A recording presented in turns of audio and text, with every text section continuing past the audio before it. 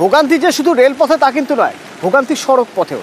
তার কারণ দক্ষিণেশ্বর থেকে বালি যেতে গেলে যে লেন, সেই লেন দিয়ে শুধুমাত্র হালকা গাড়ি মানে ছোট গাড়িকে আর দু চাকাকে ছাড় দেওয়া হচ্ছে, বাকি গাড়িগুলোকে ঘুরে যেতে হচ্ছে। আমার সঙ্গে রয়েছে দেবাশিস, সরাসরি একবার কথা বলবো। দেবাশিস, সেই ঘুরে যেতে গিয়ে মানে যারা জানেন না ডাইভারশন আগে থেকে, তাদের সেখান থেকে ঘুরে যেতে হচ্ছে। এই জায়গায় তো ভয়ানক একটা জ্যাম তৈরি হয়ে যাবে। দেখো, জানলেও যেসব সাধারণ মানুষ তারা বালি হল্টে নামে বা বালি স্টেশনে যায় বালি হল্ট থেকে, তাদেরকে কিন্তু এই ভোগান্তি ভুগতেই হবে।